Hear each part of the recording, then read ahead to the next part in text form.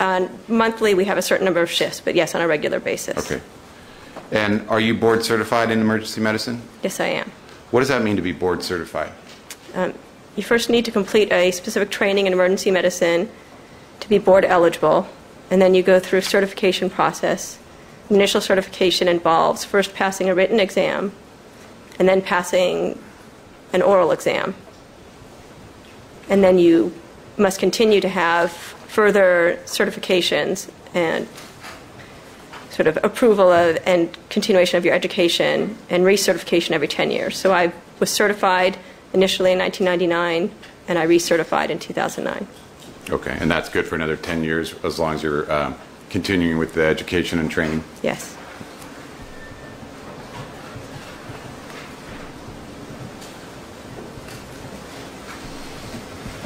Now, directing your attention to June 25th, 2009, were you employed, as you've indicated, as an emergency room doctor at UCLA Medical Center? Yes.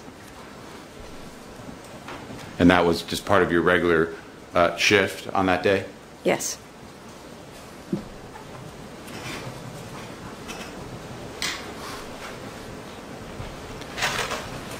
And did you become aware of radio? Let me strike that. Is there a base station in the UCLA emergency room area? Yes, there is. And what does that mean? What is a base station? So we have nurses that are not just trained as emergency nurses. They have specialized training called a mobile intensive care nurse, or MICN license. They answer radio calls from paramedic runs. They assist with the care of patients that the paramedics provide, and may direct the care at times. If it's not protocol, it may involve the physician to direct the care, and then they will notify the local hospital or our team if the patient is being transported to us. Okay.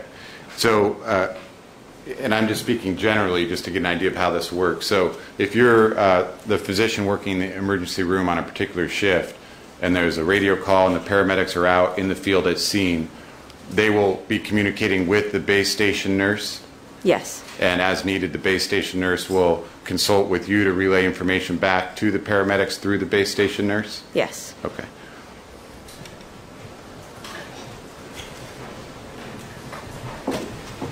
And on that day, June 25th, 2009, were you involved in this communication with the base station nurse involving a patient that you subsequently learned was Michael Jackson, the decedent in this case? Yes, I was. Okay.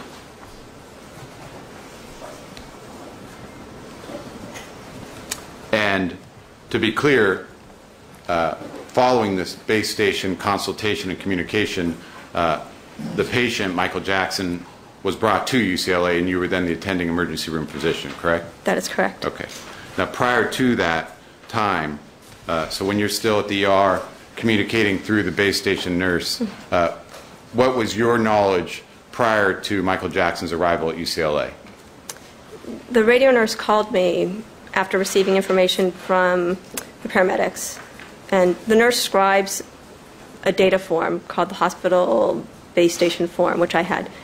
The nurse summarized the information, and I made a determination based on that information to authorize the paramedics to pronounce Mr. Jackson, the patient, I didn't know who it was, dead in the field based on the information I had. Okay. And that was at, well, when that decision was made, that was at 12:57 p.m.? Yes. Okay. Now, prior to your authorization for the paramedics to pronounce Michael Jackson dead at 12:57 p.m., had you been in communication with the base station nurse, kind of in a back and forth capacity? The radio nurse answered the call, and actually I was called after. I was not in communication during the initial resuscitation. I was called after the paramedics had attempted resuscitation, had not produced any improvement in the patient's condition. Okay. And so then you were informed that the patient was unresponsive? Correct. Asystolic? Yes. No pulse? Yes. And not breathing? Yes. And you were informed of the attempts that had been made through various starter drugs? Yes. I was informed the patient was intubated and that the ventilation was checked and was appropriate, the patient was appropriately being ventilated. They had tried epinephrine and atropine, and the patient remained asystolic. Okay. And based on everything you knew and everything that was relayed to you by the paramedics, you, as the on-site emergency room doctor, authorized the paramedics to pronounce the patient dead? Yes. Okay. And what did you next learn after you granted that authorization? The radio nurse then called me back and said that there was a physician on scene who was requesting the paramedics provide other medications. Okay, and what happened then? At that point, the medication that was requested was sodium bicarbonate to medicine that if you were to proceed and continue attempting to resuscitation would be appropriate. And I then said that yes, if this was a physician with an active medical license, the paramedics could administer that medication at that physician's discretion. However, they would need to begin to transport the patient to the local hospital. And that physician would have to take over control of the resuscitation and travel with the patient in the ambulance. Okay. And just backing up for a minute, Dr. Cooper, regarding pronouncement of death, are there certain protocols that are followed, certain information that you need to retain before you would make such a pronouncement, in addition to what I listed off earlier? The report I had was that on arrival, when the paramedics arrived, the patient had no signs of life, was clinically dead, had an attempted resuscitation, and the estimated time down was at least 40 minutes, which in the LA County field protocol, once resuscitation attempts have been made for about 20 minutes with no improvement, it meets protocol for pronouncement. Okay. And had you also been informed that the pupils were fixed and dilated? Yes. Okay. And then with the amount of time that resuscitation efforts had been ongoing, in addition to the physical characteristics that have been described to you, consistent with the protocols, that's when the pronouncement of death was authorized? Yes. Okay. Now, when you then learned that the personal physician wished to accompany Michael Jackson, that's when you authorized or directed, rather, that the physician would have to accompany the patient to UCLA?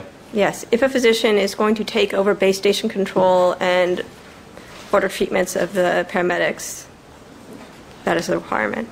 Okay. So at that point, at least while Mr. Jackson was at the 100 North Carrollwood location and during transport to UCLA, the personal physician would be the one who had assumed care? Correct. Okay.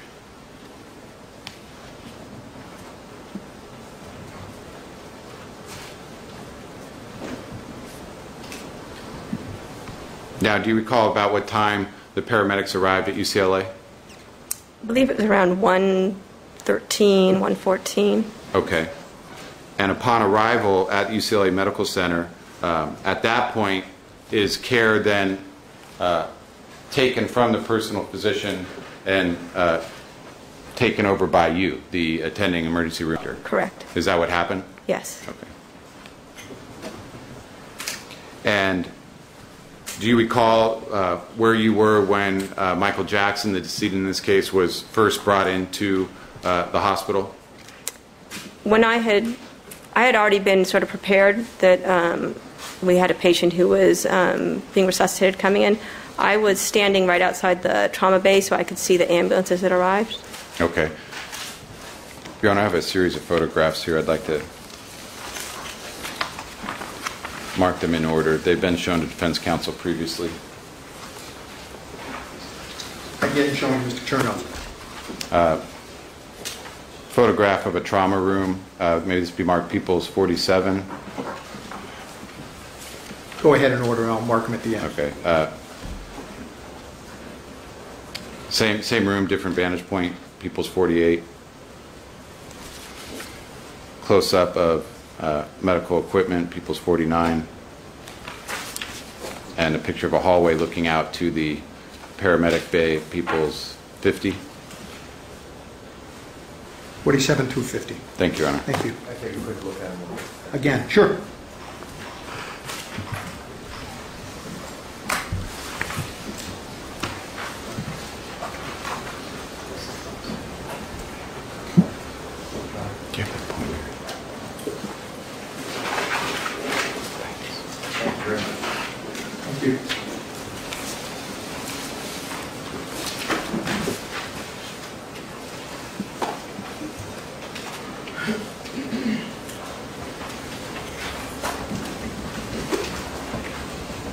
Mrs. Benson, could you get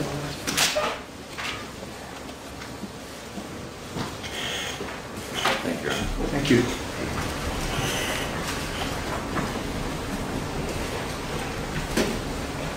Dr. Cooper, do you see People's 50 up on the screen? Yes. Okay. And do you recognize what is shown in People's 50?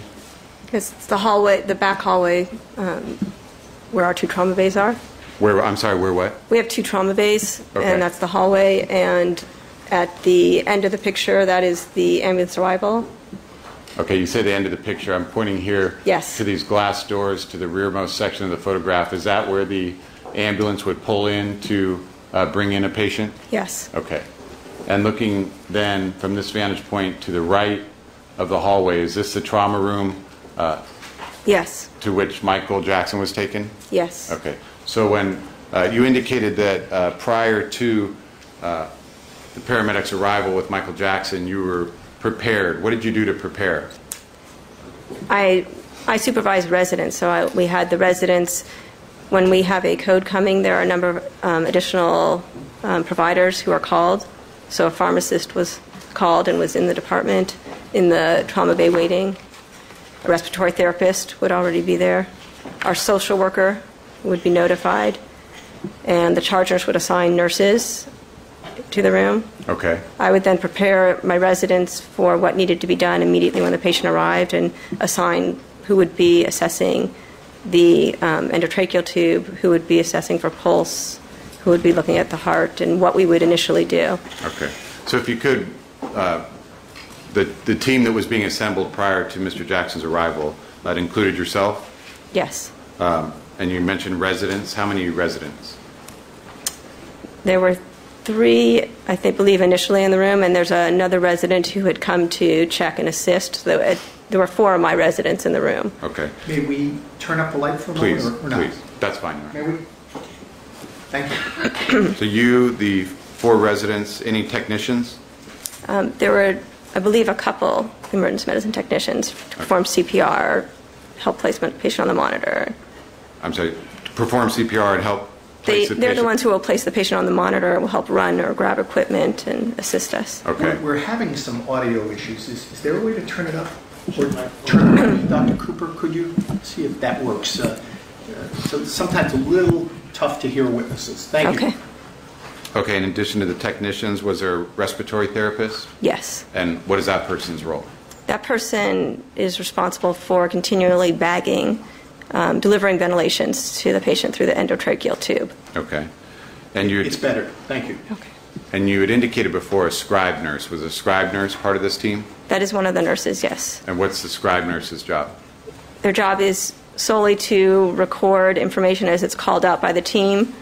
And they may also be, there's a phone next to where the scribe nurse is, so when I ask for a cardiology consult, the scribe nurse, it may be the one to tell the central work area to call. Okay. And then were there any other circulating nurses? There were probably 2, if not 3. And what is their responsibility in this type of situation? So they will attempt to obtain IV access. They will draw bloods as we ask them. They will administer the medications that I ordered. Okay. And additionally, you had indicated a pharmacist? Yes. Okay, so the pharmacist is actually on scene in the emergency room? Yes. And I believe you'd said a social worker? Yes. And what is that person's job? Social worker will assist in many ways. Typically, will gather information to contact the family and or contact a primary care physician to obtain extra information to help me out. If there are family members or witnesses who had come in, she will assist, or he will assist them so they're not left alone. Okay, and then a charge nurse, what is that? The charge nurse is the person who is assigned to the emergency department and covering sort of all of the patients.